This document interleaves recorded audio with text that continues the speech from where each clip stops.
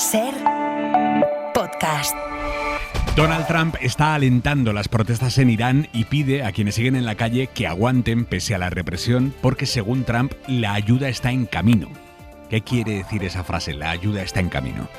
Lo ha escrito en su red social sin decir a qué ayuda se refiere, si está hablando de algún tipo de ataque, si está hablando de algún tipo de intervención militar sobre Irán, pero ese es el mensaje del presidente de Estados Unidos: la ayuda está en camino.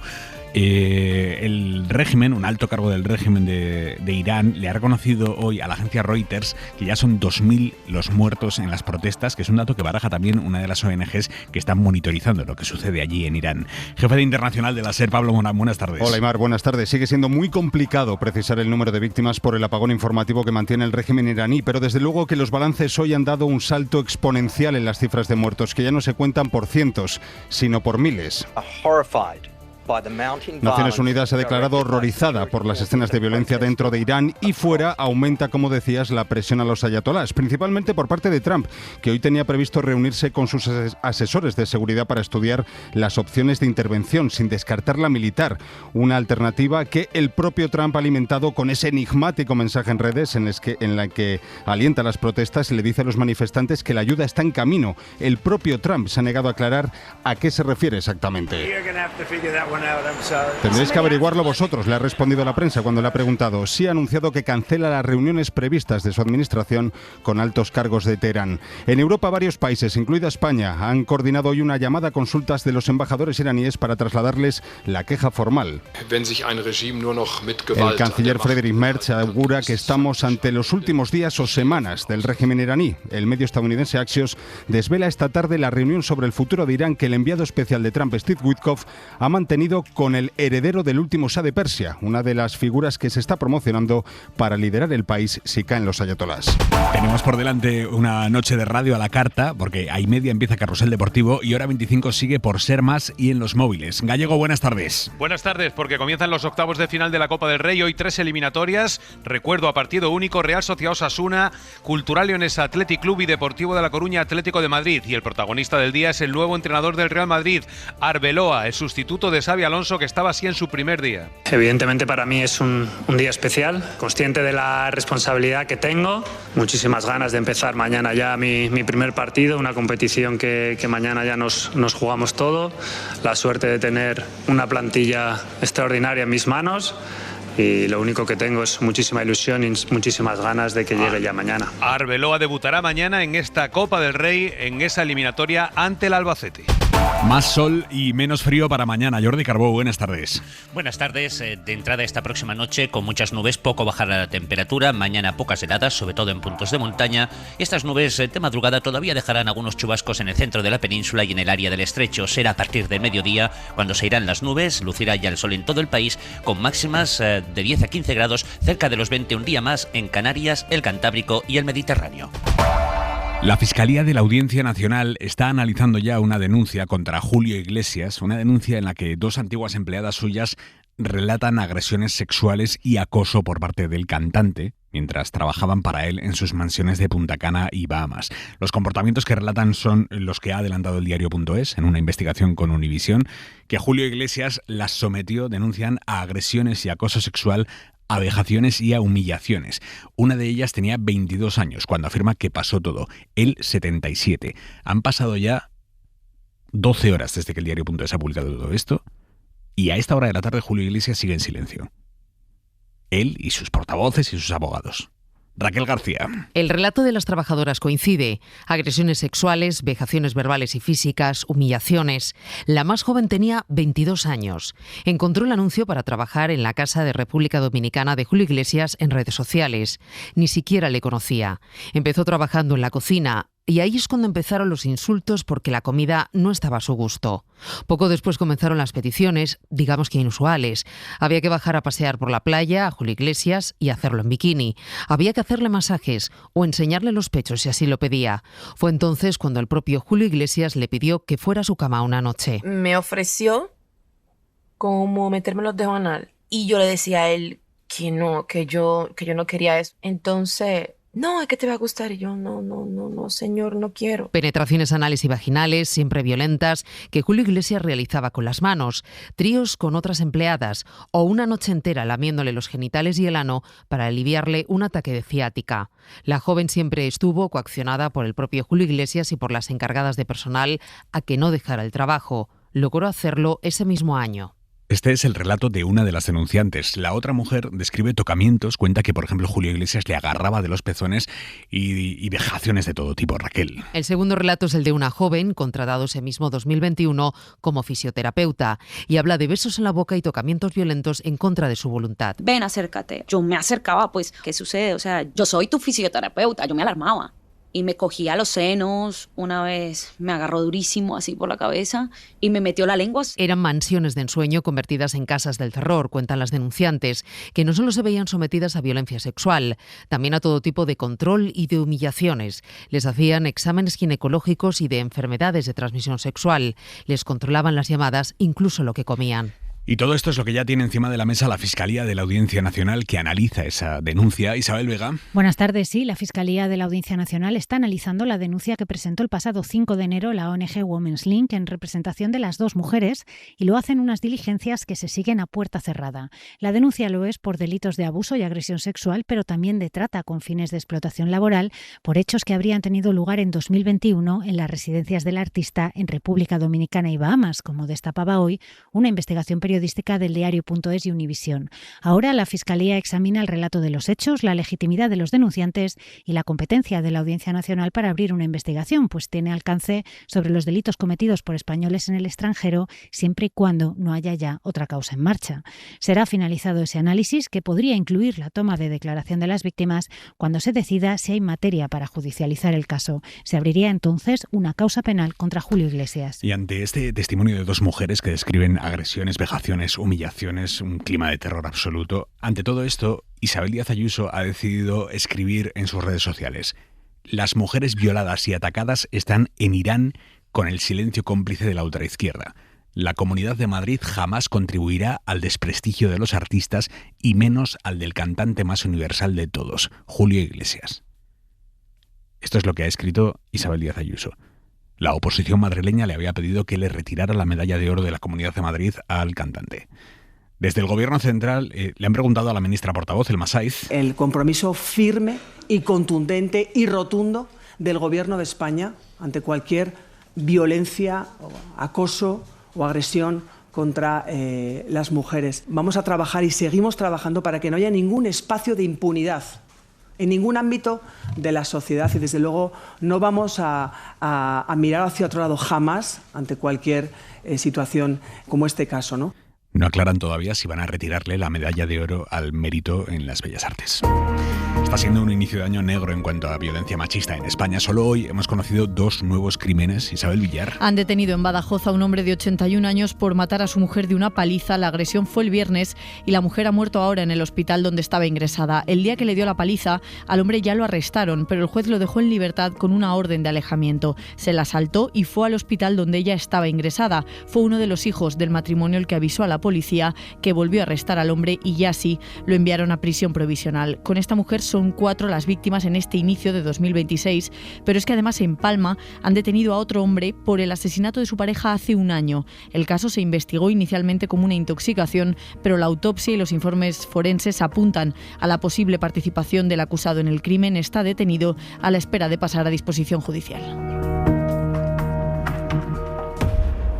La Moncloa ha confirmado esta tarde que Pedro Sánchez había recibido a Oriol Junqueras 2 veces ya antes de la reunión de la semana pasada, que sí fue pública y que se vendió como algo novedoso.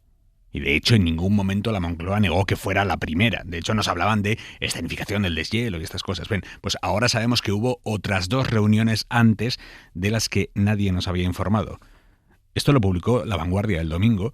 Hoy, 2 días después, la portavoz del Gobierno, Elma Saiz, ha llegado a decir que no sabía si se produjeron o no esas reuniones previas a la oficial, y ahora, horas después, el Gobierno termina reconociendo que sí, que hubo 2 reuniones previas Sánchez-Junqueras y que no habían informado de ellas. Con el que sí se va a reunir Sánchez el lunes es con Alberto Núñez Feijóo. Se van a reunir en la Moncloa para debatir en concreto sobre el posible envío de tropas a Ucrania una vez se firme el alto el fuego. El PP ha exigido que, además de eso, la discusión se abra a la política en general en defensa de la defensa española, y el gobierno accede. Reunión, por tanto, 10 meses después de la última, en un clima de tensión enorme entre el gobierno y el PP que hace complicado pensar en cualquier acuerdo. Guillermo Lerma. Buenas tardes. De hecho, lo primero que ha aclarado el PP después de confirmar su asistencia a la reunión es que Feijóo acude por responsabilidad institucional, pero sin mucha confianza en lo que le pueda contar Pedro Sánchez. El gobierno no está en condiciones de exigir apoyo ciego a nadie. Sus socios no se fían de Sánchez y nosotros tampoco. Miguel Tellado, el número 2 de Génova, que ha condicionado la presencia de Feijóo en la Moncloa a que el presidente aborde no solo el envío de tropas de paz a Ucrania, sino el conjunto de la política exterior. No permitiremos que Sánchez utilice la seguridad nacional como cortinas de humo para tapar su precariedad parlamentaria, su corrupción masiva. El gobierno asegura que explicará a Feijóo los cambios geopolíticos que se están produciendo en el mundo e informará de la estrategia de seguridad y diplomacia que está desplegando. Pese a la tensión y a la nula interlocución entre ambos dirigentes, la portavoz Elma Saiz enmarcaba en la normalidad del encuentro. Se hablará, se analizará y se explicará este contexto internacional y todas las medidas y todos los posicionamientos y las reuniones tan importantes en las que ha participado el presidente Sánchez en las últimas semanas. La última vez que ambos dirigentes se reunieron fue en el mes de marzo para abordar precisamente el aumento del gasto militar pactado con la OTAN. Como prueba del clima en el que se va a celebrar esa reunión entre Sánchez y Feijóo, el dirigente del PP, Esteban González Pons, hoy ha decidido que era buena idea llamar imbécil al presidente del gobierno. En Twitter, González Pons se ha mofado del motivo de esa reunión y ha escrito: dice Pedro que quiere explicar los cambios que se están produciendo en el mundo. ¿Se puede ser más imbécil? Si la vanidad tiñera, Pedro sería el payaso de mi color. Esto lo ha escrito González Pons. Después lo ha borrado. Por cierto, en cuanto se ha confirmado esa reunión que Feijóo acudirá a la Moncloa a reunirse con Sánchez, Santiago Abascal ha saltado así. Lo del señor Feijóo es un misterio incomprensible. Le deben entender las meigas, que deben ser las únicas que conocen qué es lo que tiene en la cabeza, pero yo no puedo comprender que con lo que está pasando en España, con las manifestaciones convocadas por el señor Feijóo, que ha dicho que el gobierno es una mafia, cosa que yo comparto, que lo repito hace mucho tiempo y antes que Feijóo, no puedo comprender que acuda a esa reunión para legitimar a Sánchez. El choque que intenta contener el PSOE es el que tiene con los socios de izquierdas por las medidas, específicamente la medida que anunció ayer Sánchez para bonificarles el IRPF a los caseros que no les suban el alquiler a sus inquilinos cuando les renueven el contrato ahora. Los socialistas no quieren que la bronca escale, con Sumar en particular. Prometen buscar consensos sobre la medida, no sabemos exactamente cómo. Se antoja bastante difícil teniendo en cuenta que Sumar está en contra en el fondo de la medida y ha dicho que considera la propuesta un insulto. Esto lo ha dicho Sumar, que forma parte del Consejo de Ministros que, en teoría, aprobará esa medida. Josué Coello, buenas tardes. ¿Qué tal, Aymar? Buenas tardes. La última propuesta del PSOE en materia de vivienda sigue tensando la relación con los socios de izquierda, sobre todo a cuenta de las bonificaciones para propietarios. Las posturas de ambas partes siguen, por ahora, inamovibles. Y el PSOE lo apuesta todo a una futura negociación con los socios. Todos tenemos que ser muy conscientes de la complejidad que tiene el Congreso de los Diputados que han votado los españoles. Y por eso, en este gobierno, que es el gobierno del diálogo, va a seguir trabajando siempre para buscar consensos. Como recordaba la portavoz del Ejecutivo, Elma Saiz, desde Sumar insisten en prorrogar los contratos que vencen durante este año, cerca del 1,5 millones. Una medida que Pablo Bustinduy defiende como constitucional. La mejor demostración de que es una medida plenamente constitucional y eficaz es que el gobierno de coalición la ha aplicado en 8 ocasiones desde el año 2020. 8 veces. Y el Tribunal Constitucional, que es el órgano que puede determinar la constitucionalidad de una medida, en ninguna de esas 8 ocasiones se ha pronunciado en contra. Medida en la que el PSOE por ahora no quiere entrar, pero no solo en Sumar hay enfado por una propuesta que ha molestado en el fondo, pero también en la forma. Compromís o Podemos hablan de una medida insultante e inaceptable, descartando, Aymar, cualquier apoyo parlamentario.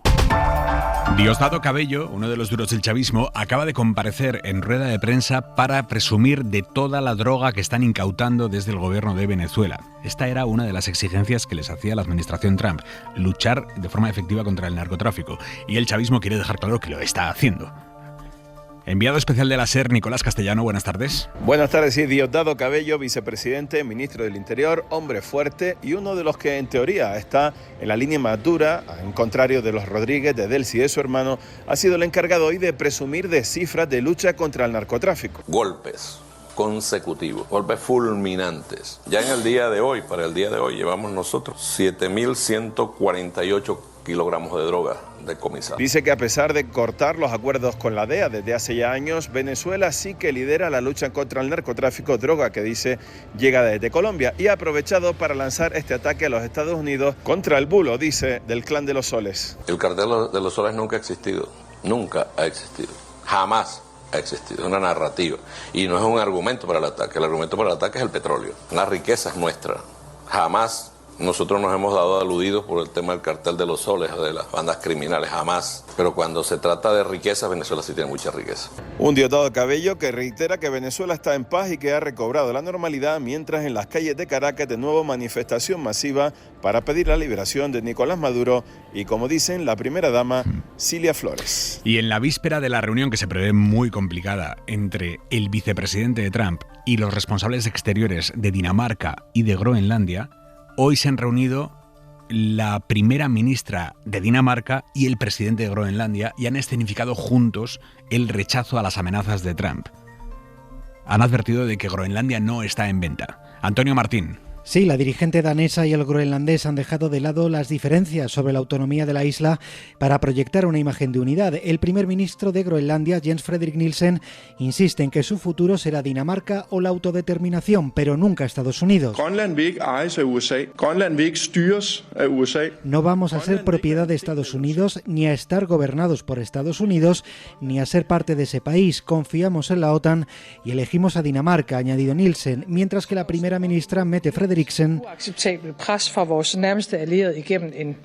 admitido que está siendo difícil aguantar lo que ha llamado presión inaceptable de uno de nuestros aliados más cercanos. Frederiksen ha subrayado que los pueblos no se compran ni se venden y anticipa antes de la reunión de mañana que hay indicios de que lo peor de esa presión de Trump aún está por venir. Hora 25. Con Aimar Bretos. Damos por inaugurada la etapa de discutir si somos más de Los Domingos, de Sirat o de Más Palomas. Con 13 nominaciones, Los Domingos. Con 11 nominaciones, Sirat. Lo ha petado.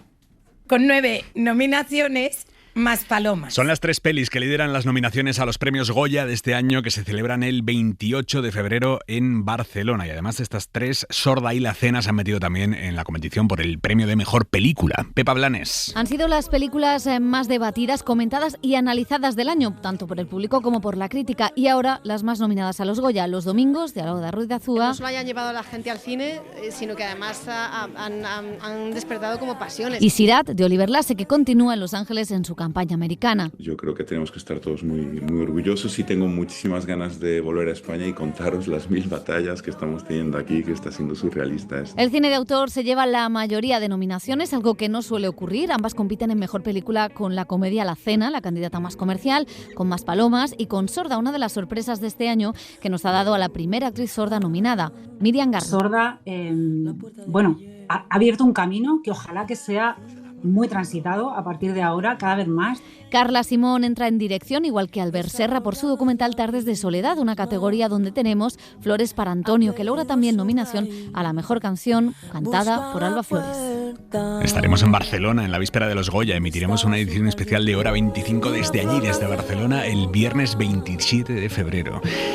De película es el brete en el que está metido el Ayuntamiento de Benidorm, que se enfrenta a un riesgo real de quiebra. Esto lo hemos adelantado hoy en la SER. El Tribunal Constitucional ha confirmado la sentencia que condena al Ayuntamiento de Benidorm a pagarles 350 millones de euros a 2 empresas por una demanda urbanística. Claro, 350 millones de euros es más del doble del presupuesto anual de la ciudad de Benidorm. Ahora el ayuntamiento, que está gobernado por el PP, tiene que ver qué hace con esto, porque la situación es muy delicada. ¿Cómo se hace frente a esta deuda y qué alternativas tiene para no acabar en la ruina como ciudad? Radio Benidorm, Jorge García. En eso llevan durante todo el día reunidos de urgencia con su equipo legal, estudiando los pasos a dar y cómo actuar, porque no se han querido poner en ese escenario hasta hoy, cuando han conocido que el Constitucional ha tumbado su recurso, una suerte de última bala para parar esa sentencia sin precedentes que ya confirmó el Supremo y que les condena a pagar a 2 empresas de una misma familia 283 millones más intereses que siguen subiendo día a día y superan los 350 millones. Todo por unos sueldos suelos que dejaron de ser edificables cuando la Sierra Helada, pegada a Benidorm, se convirtió en parque natural hace 20 años y el ayuntamiento se comprometió a compensar a los propietarios con unos convenios que ningún gobierno local de ningún color hizo efectivos. Habrá que pagar antes o después, en eso están de acuerdo todos los expertos jurídicos que hemos consultado. La pregunta es cómo, plan de ajuste, intervención, y la respuesta no es sencilla. La opción que parece más realista, posible legalmente, es sentarse a negociar un calendario de pagos que controle Hacienda y que las arcas municipales puedan resistir. La mirada de Xavi Vidal-Folk. Otro famoso afronta una acusación ante los tribunales por abusos sexuales y en este caso también por trata de personas humanas. Julio Iglesias. Como suele suceder en estos casos, el impacto social de la noticia, publicada por la cadena Univisión y el periódico español El Diario.es, resulta extraordinario. Es proporcional a la fama de la persona aludida. El éxito construye prestigios y puede hundirlos. Pero cada caso es cada caso, y las simpatías o las antipatías, la admiración o el recelo ante los personajes nunca deberían ser el baremo para enfocar el asunto. Es un principio también aplicable a los demás, sea el cantante de ópera que acabó reconociendo su responsabilidad y actuando en consecuencia por asedios no consentidos, el candidato a presidente de los Estados Unidos y hoy en la Casa Blanca que compró el silencio de una mujer sobornándola, los muchísimos curas reconocidos como culpables y un director de teatro que murió sin que se le restituyera el honor, indebidamente erosionado. En el caso que nos ocupa, llama la atención la cantidad de detalles aflorados a la luz por las presuntas víctimas, o que no haya habido una reacción defensiva inmediata del supuesto victimario, o la larga fragua del trabajo periodístico. Pero lo dicho, la variedad de las historias impide establecer parámetros exactos para todos. El baremo de los ciudadanos, me parece, debería ser doble, y es muy difícil conjugar esa duplicidad ni que sea temporalmente, porque se trata de dos principios en fricción, incluso contradictorios. Por un lado, todo ciudadano tiene derecho a la presunción de inocencia, mientras no sea declarado judicialmente culpable. Al mismo tiempo, las denuncias de abusos que ofrezcan datos y testimonios en apariencia sólidos no deben tirarse a la papelera, sino al revés, ser investigadas a conciencia por los árbitros naturales, los jueces. Para no perderte ningún episodio, síguenos en la aplicación o la web de la SER, Podium Podcast o tu plataforma de audio favorita.